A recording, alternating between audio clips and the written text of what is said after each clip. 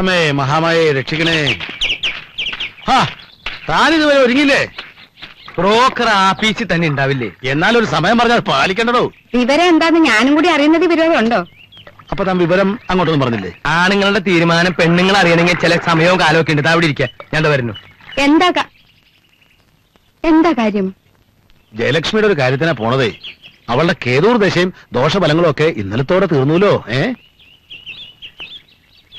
ഈശ്വര, പെമ്മക്കള് പെരനിറഞ്ഞു നിൽക്കുകയാണെന്നുള്ള ബോധം ഇപ്പോഴെങ്കിലും അദ്ദേഹത്തിനുണ്ടായില്ലേ?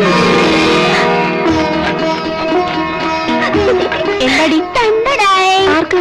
ഇവിടുത്തെ ഫസ്റ്റ് കാൻഡിഡേറ്റ് ആരാ? അയാൾക്ക് തന്നെ. പ്രവേശി, ലക്ഷ്മിച്ചിക്ക് കല്യാണാലോചന. ഞാൻ അറിഞ്ഞു. ഭഗവതി എന്റെ പ്രാർത്ഥന ഫലിച്ചു. അയ്യടാ, ആദ്യം വെല്ലിച്ചിട്ട് കഴിയും നോക്കട്ടെ, എന്നിട്ട് പോരെ ഈ വെപ്രാളം. വെപ്രാളമുണ്ട്. എന്റെ കൂടെ പഠിച്ച കുട്ടികളെല്ലാം ഒന്നൊഴിയാതെ കെട്ടി കുട്ടികളുമായി, മോളെ കുട്ടികളുമായി. ചേച്ചി വിഷമിക്കണ്ട, വല്യച്ചിട്ട് കഴിഞ്ഞ ഉടനെ പ്രവേശിച്ചിട്ട് തന്നെയാ. ഞാൻ കയറി ഓവർടേക്ക് ചെയ്യില്ല. നിന്നെ ഞാൻ ഓവർടേക്ക് ചെയ്യാൻ വിടുവോ? മോളെ എങ്ങനെ അറിഞ്ഞു? പരമേശ്വരൻ മാമനും അച്ഛനും കൂടി പോവാൻ പോവാ. എന്നാ വാ.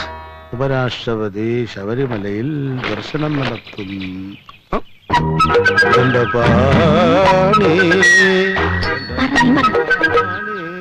ദൈവമേ,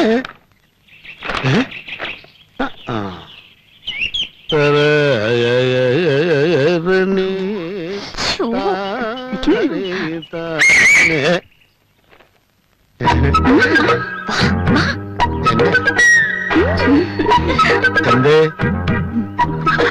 പറയണ്ടേ? ലക്ഷ്മി ചേച്ചിക്ക് പയ്യനെ കുറിച്ച് ഏതാണ്ടൊക്കെ പറയാനുണ്ട്. എന്തൊക്കെയാ ഡിമാൻഡ്സ് എന്ന് വെച്ചാ പറഞ്ഞോളൂ. പറയാം. കാഴ്ചക്ക് സുന്ദരനായിരിക്കും, എന്നെ പോലെ. പിന്നെ സ്വഭാവം, സ്നേഹത്തോടെ പെരുമാറാൻ അറിയണം, പ്രത്യേകിച്ച് ഭാര്യയോട്. വിദ്യാഭ്യാസം വേണം കേട്ടോ. അല്ല, സർട്ടിഫിക്കറ്റ് കൊണ്ടുവരാൻ പറയാം. ജോലി അത് പിന്നെ പ്രത്യേകം പറയണ്ടല്ലോ. ഒരു ബാങ്ക് ഓഫീസർ അല്ലെങ്കിൽ ഒരു കോളേജ് ലെക്ചറർ. ഇവരൊരു അല്പസ്വല്പം താഴോട്ട് പോയാലും വിരോധമില്ല. പക്ഷേ ഞങ്ങളുടെ പേഴ്സണാലിറ്റിക്ക് ഒപ്പം നിൽക്കുന്ന സ്ഥിരമായ വരുമാനമുള്ള ഒരു പയ്യനായിരിക്കണം. അല്ല, ലക്ഷ്മിക്കുട്ടിയുടെ കാര്യത്തിനാണല്ലോ പോണത്. അപ്പൊ നിങ്ങൾ എല്ലാവരുടെയും പേഴ്സണാലിറ്റി മൊത്തം നോക്കണമെന്നല്ലോ. ചേച്ചി ഡബിൾ ബെല്ലടിച്ചാലേ പഞ്ചറായ വണ്ടി പോലെ കിടക്കുന്ന ഞങ്ങൾക്ക് മുന്നോട്ട് നീങ്ങാനെ പോകും. മാത്രമല്ല, ചേച്ചിയുടെ ചെക്കനെ ചൂണ്ടി വേണം ഞങ്ങൾക്ക് ഞങ്ങളുടെ ഡിമാൻഡ് വെക്കാൻ. അണ്ടർസ്റ്റാൻഡ്?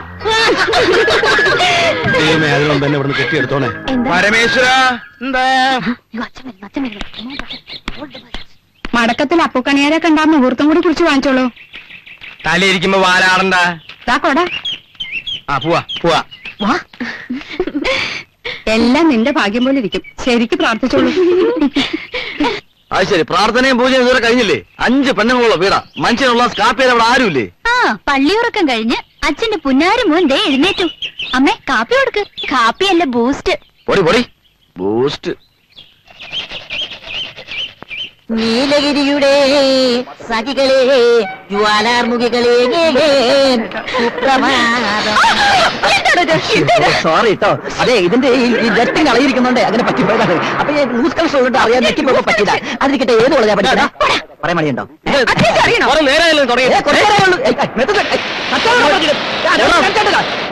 ഞങ്ങൾക്ക് ഇവിടെയുള്ളതാണ്.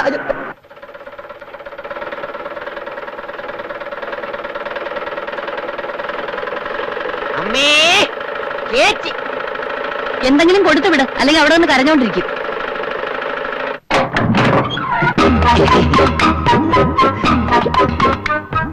എന്താ ഇത്? ഭിക്ഷ. ഞാൻ ഭിക്ഷക്കാരനല്ല, കൊതുകിന് മരുന്നടിക്കാൻ വന്നതാ. I am coming from municipality. ചേച്ചി, ഒരു മുനിസിപ്പാലിറ്റി കൊതുകിന് ഇഷ്ടപ്പെട്ട മരുന്നടിക്കാൻ വന്നിരിക്കുന്നു. നിക്കേട്ടോ. നിൽക്കൂ. ഏതായാലും കൊണ്ടുവന്നല്ലേ, മടക്കി കൊണ്ടുപോണ്ട. തന്നെ കൃഷ്ണ ഗുരുവായൂരപ്പ.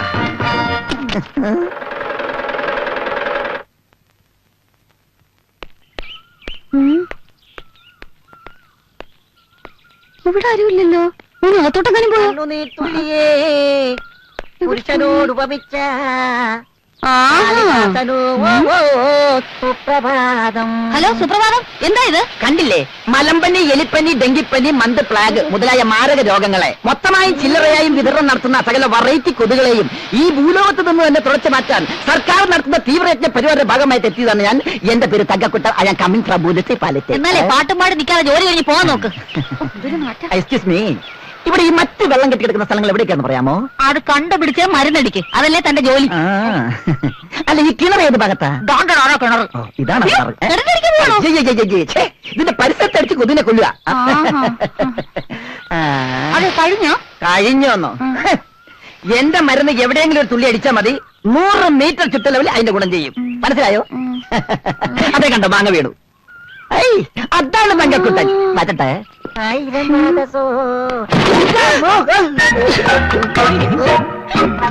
ഓ, മരുന്ന് ഗുണം ചെയ്തു. ഇപ്പഴാ തങ്കക്കുട്ടനായത്.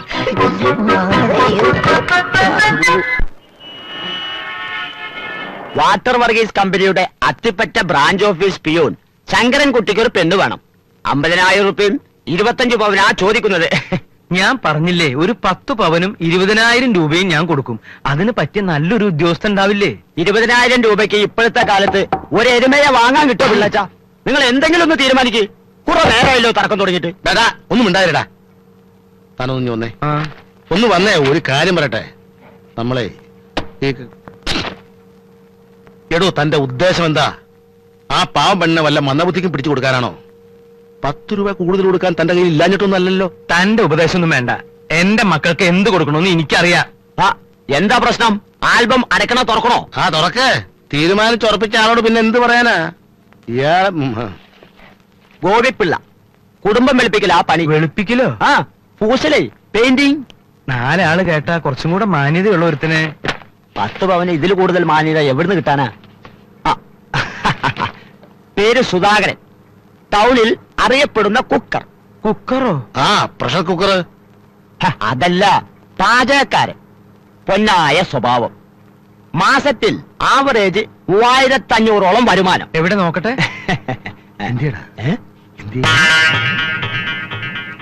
ഇയാള് കുഴപ്പമില്ലല്ലോ. ഫോട്ടോയിൽ കാണുന്നതിനേക്കാൾ നേരിട്ട് ഇത്തിരി പ്രായം കൂടും. ആണുങ്ങളുടെ പ്രായം നോക്കിയിട്ട് കാര്യമില്ല. ആട്ടെ, ഇയാളുടെ കുടുംബം എങ്ങനെ? കുടുംബം, ബന്ധുക്കൾ എന്നൊക്കെ പറയാൻ കാര്യമായിട്ട് ആരുമില്ല. അതുകൊണ്ട് വിവാഹ ചെലവിലുള്ള 50,000 രൂപ മൂപ്പര് നേരത്തെ ബാങ്കിലിട്ടിരിക്കുക. എങ്ങനെ? അത് കൊള്ളാലോ. ആ അത്ഭുത മനുഷ്യനെ ഞാനും കൂടി ഒന്ന് കാണട്ടെ. ഇത് നമ്മുടെ സുധാകരനല്ലേ? താൻ അറിയോ ഇയാളെ? പിന്നെ ആളെങ്ങനെ?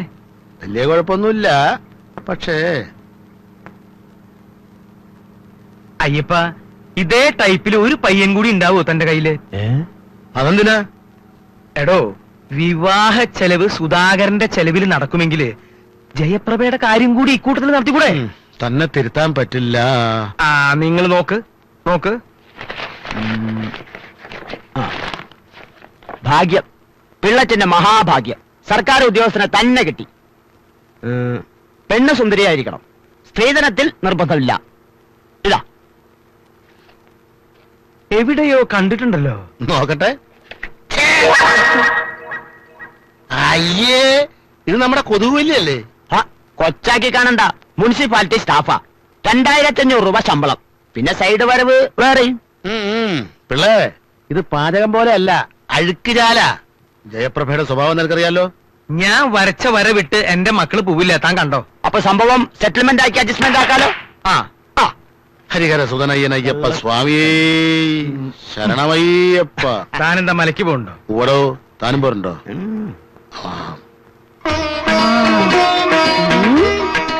തെച്ചിപ്പൂവേ തെങ്കാശിപ്പൂവേ ഒന്ന് ശരിക്കും നിൽക്കേ, ഒന്ന് പതുക്കെ. ചേച്ചി, നമ്മളെ പെണ്ണ് കാണാൻ നമുക്ക് തീരെ ഇഷ്ടപ്പെട്ടില്ല. അടുത്ത നിന്റെ ഊഴമാണ് മോളെ, നിന്റെ ഊഴമാണ്. പറയണ്ട, വേഗം ഒരുങ്ങാൻ നോക്ക്, അവരിപ്പൊ എത്തും. ഇങ്ങോട്ടാ ഒരു ജയറാമിന്റെയോ സുരേഷ് ഗോപിയുടെ ചായ ഉണ്ടായിരുന്ന മതിയായിരുന്നേ. ചേച്ചി എന്താ ചായയും കാപ്പിയും കിട്ടാണ്ട് കിടക്ക? ചായ അല്ലടി, മുഖഛായ. മനസ്സിലായോ? ഓ, മനസ്സിലായേ. കുറച്ചുകൂടി കഴിഞ്ഞാൽ നേരിട്ട് കാണാലോ. ജയറാമാണോ ഇന്ദ്രൻസ് ആണോ? ഓടി ഓടുന്നു. ചേച്ചി ഒന്ന് മാറിയേച്ചി, ഞാനൊന്ന് നോയിക്കോട്ടെ. ചേച്ചി മങ്ങരിയല്ലേ? അയ്യോ, നല്ല ഷൈൻ ചെയ്യുന്നു. എവിടെ എന്നെ ഇഷ്ടപ്പെടും തീർച്ച. നോക്കട്ടെ എന്താണോ വൈകണേ? ചെക്കന്മാരെ കുറിച്ചുള്ള ചെറിയ ധാരണ നീ പെൺകുട്ടികൾക്ക് കൊടുത്തിട്ടുണ്ടല്ലോ അല്ലേ? ആദ്യം ഈ ചടങ്ങ് നടക്കട്ടെ, എന്നിട്ടാവാം ബാക്കി വിവരണങ്ങളൊക്കെ. ദൈവമേ, അപ്പനോട് ഒരു വെടിക്കെട്ട് ഉറപ്പാ.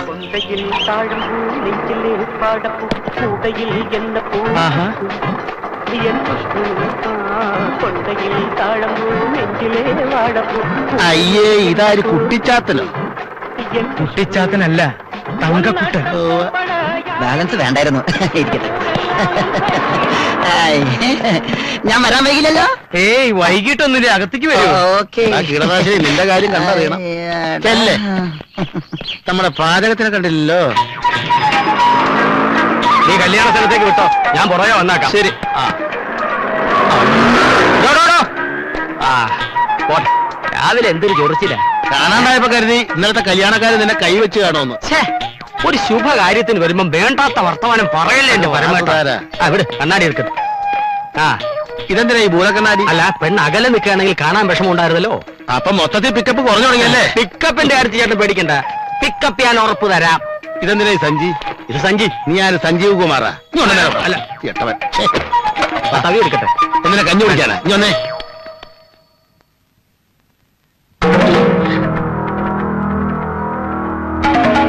ഇനിയിപ്പൊ എന്താ? ഇതുവരെ റെഡിയായില്ലേ? ഇതങ്ങോട്ട് വേണ്ടി കൊടുക്കൂ.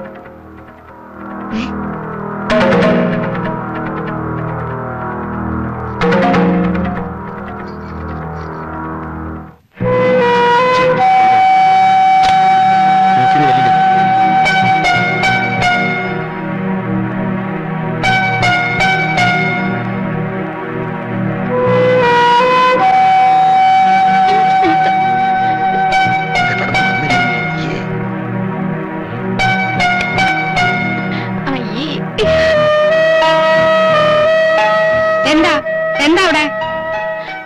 ഇവരാണോ കാണാൻ വന്നവര്? എന്താ കുഴപ്പം? ഈ മുനിസിപ്പാലിറ്റിനെയൊക്കെയാണോ അച്ഛൻ ഞങ്ങൾക്ക് വേണ്ടി കണ്ടെത്തിയത്? നീ എന്തൊക്കെയായി പറയണേ? അമ്മ അവിടെ ഇരിക്കുന്ന കറുത്ത കാട്ടുമാക്കാൻ ഓടയിൽ കൊതുകിന് മരുന്നടിക്കുന്നവനാ. മറ്റേ ആൾക്ക് അച്ഛന്റെ പ്രായമുണ്ടല്ലോ. ഞാനൊന്ന് നോക്കട്ടെ. എന്നാലും അമ്മ അറിഞ്ഞോണ്ട് ഞങ്ങളോട് ഇത് ചെയ്യണായിരുന്നോ? വിവരങ്ങൾ ചോദിച്ചപ്പോ അച്ഛൻ ഉരുണ്ട് കളിച്ചതിന്റെ കാര്യം ഇപ്പോഴും അമ്മയ്ക്ക് മനസ്സിലാവണത് മക്കളെ. എന്താ എന്താ ഇവിടെ ചർച്ച? അവര് വന്നിരിക്കാൻ തുടങ്ങിയിട്ട് നേരത്തെ കഷ്ടമുണ്ട് കേട്ടോ. പെമ്മക്കൊക്കെ വേണ്ടി ഇത്രയും മിടുക്കന്മാരെ നിങ്ങൾ കണ്ടെത്തുമെന്ന് ഞാൻ വിചാരിച്ചില്ല. നിർത്തടി. ഞാൻ വിളിച്ചിട്ട് അവര് വന്നിരിക്കണേ എന്തിനാണെന്നറിയോ? ഇവരെ രണ്ടുപേരെ പെണ്ണ് കാണാൻ. ആദ്യം ആ ചടങ്ങ് നടക്കട്ടെ, എന്നിട്ടാവാ കുടുംബ വിചാരണ. മനസ്സിലായോ?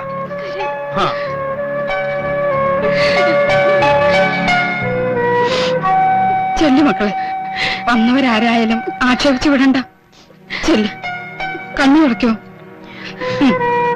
ചായ.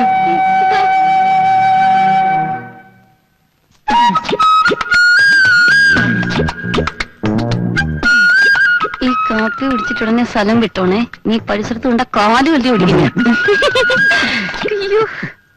ആ കുട്ടി എന്താ പറഞ്ഞത്? എന്നെ വളരെ ഇഷ്ടായെന്ന് പറയായിരുന്നു. അതല്ല, കാലെന്നോ മറ്റോ പറയുന്നത് കേട്ടല്ലോ. അത് എന്നെ കണ്ടത് അവളുടെ നല്ല കാലം എന്ന് പറയായിരുന്നു. അതെ അതെ അതെ. ആ പോയ കുട്ടി കൊള്ളാം, എനിക്ക് നന്നായി ഇഷ്ടപ്പെട്ടു. അത് നിനക്കുള്ളതല്ല, ഇവനുള്ളതാ. നിനക്കുള്ള ആള് വരാൻ പോകുന്നേ ഉള്ളൂ. ഇവിടെ 4 പേരുണ്ടെന്നല്ലേ പറഞ്ഞ്? അതിൽ 4 പേരെയും കണ്ടിട്ട് ഏറ്റവും നല്ല ഒരെണ്ണത്തിന് എനിക്ക് ഇതെന്താ പച്ചക്കറിയാണോ നല്ലത് നോക്കി തിരഞ്ഞെടുക്കാൻ? ഒരു കാര്യം ചെയ്യാം, അവരമ്മയുണ്ട്, അവരെ കൂടി വിളിക്കാം. അതൊക്കെ ചേട്ടന്റെ ഇഷ്ടം. പൊട്ടി.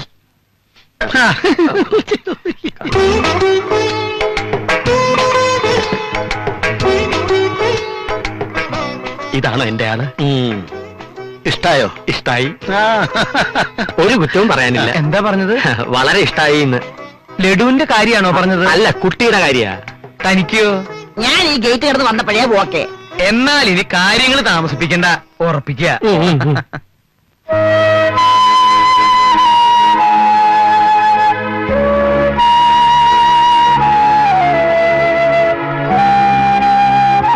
ആഹാ, ഇവിടെ എന്താ ഒരു അസംബ്ലി? പുതിയ ബില്ല് വല്ലതും പാസ്സാക്കാൻ പോകുന്നുണ്ടോ? എന്നാലും ഇത് ഇത്തിരി കൂടിപ്പോയി. ഏത്? ഇന്ന് വന്ന ചെക്കന്മാരുടെ കാര്യം ഞാൻ പറയണത്. അവർക്ക് എന്താ ഒരു കുറവ്? ഒരു കുറവുമില്ല. ഞങ്ങൾക്ക് കിട്ടാവുന്നതിൽ വെച്ച് ഏറ്റവും നല്ല ഭർത്താക്കന്മാരെ അച്ഛൻ ഞങ്ങൾക്ക് വേണ്ടി കണ്ടെത്തിയത്. സന്തോഷമായി, മനസ്സ് നിറഞ്ഞച്ച. പുറമേയുള്ള സൗന്ദര്യമൊക്കെ കുറച്ച് ദിവസത്തേക്കേ ഉള്ളൂ, അത് അനുഭവം നിങ്ങളെ പഠിപ്പിക്കും. അതെ, ഞങ്ങൾ അനുഭവിക്കാൻ പോണേയുള്ളൂ എന്ന് ഞങ്ങൾക്കിപ്പോ മനസ്സിലായി. മക്കളെ, നമുക്ക് മേലെയുള്ള ബന്ധത്തെക്കാൾ എപ്പോഴും ഇതാ നല്ലത്. ഇവർക്ക് എന്നും നിങ്ങളോട് ബഹുമാനം ഉണ്ടാവും. നിങ്ങളുടെ അച്ഛൻ ജീവിതം തുടങ്ങിയതും വളരെ താഴേന്ന. നിങ്ങളുടെ അമ്മയെ ഞാൻ വിവാഹം കഴിക്കുമ്പോ ഞാൻ ഒന്നുമല്ലായിരുന്നു. അത് അന്നത്തെ കാലം. അതുപോലെയാണോ ഇപ്പൊ? ഒന്നുമില്ലെങ്കിലും നമ്മൾ നമ്മുടെ പിള്ളേരെ പഠിപ്പിച്ചില്ലേ? പഠിപ്പിച്ചു, ഇത്തിരി കൂടുതലും പഠിപ്പിച്ചു. അതാണ് ഞാൻ ചെയ്ത തെറ്റ്. ഇല്ലെങ്കിൽ ഇവരാരും എന്റെ മുഖത്ത് നോക്കി സംസാരിക്കില്ലായിരുന്നു. ഞങ്ങൾ എന്ത് സംസാരിച്ചെന്ന് അച്ഛൻ പറയണേ? അല്പം വിദ്യാഭ്യാസവും നല്ലൊരു ജോലിയുള്ള ഒരാള് വേണമെന്നല്ലേ ഞങ്ങൾ പറഞ്ഞുള്ളൂ. അത് അത്രയ്ക്ക് വലിയ തെറ്റാണോ? എന്നും അച്ഛനെ അനുസരിക്കണമെന്ന് ആഗ്രഹം ഉള്ളത് കൊണ്ടാ അവര് കരഞ്ഞു പറയണേ. അല്ലായിരുന്നെങ്കിൽ ഞാനാണോ ധിക്കാരം പറഞ്ഞത്? അച്ഛനാണോ? അടിച്ച് കരണം പൊട്ടിക്ക് ഞാൻ കയറിപ്പോടത്. ചേച്ചിമാരുടെ കാര്യത്തിൽ അവർക്കില്ലാതല്ലോ ഇവക്ക്. അതെ, ഞങ്ങൾക്ക് വേണ്ടി അവള് സംസാരിക്കണേ. ഓ, അപ്പൊ ഇതൊരു കൂട്ടുമുന്നണിയാണല്ലേ? എന്നാ ഒരു കാര്യം ചെയ്യാം, ഉള്ളത് മുഴുവൻ കൂടി ചേച്ചി അങ്ങ് പറഞ്ഞുവിടാം, ബാക്കി എല്ലാവരും ഇവിടെ നിൽക്കട്ടെ. അയ്യാ, ഞങ്ങൾ എങ്ങനെയെങ്കിലും നടകളിട്ട് ബാക്കിയൊക്കെ അടിച്ചു മാറ്റാം. ഒരുമാതിരി ചൊറിയുന്ന വർത്തമാനം പറഞ്ഞോട്ടെ. പ്രവേശ് പറഞ്ഞ ശരിയല്ലേ? അച്ഛൻ എന്നും ആ തരംതിരിവ് കാണിച്ചിട്ടില്ലേ ഉള്ളൂ. ഇനി നിന്നെ ഞാൻ അജയ വേണ്ട, ഇത് അച്ഛൻ തീർത്തോളാം, നീ അകത്തേക്കല്ലേ.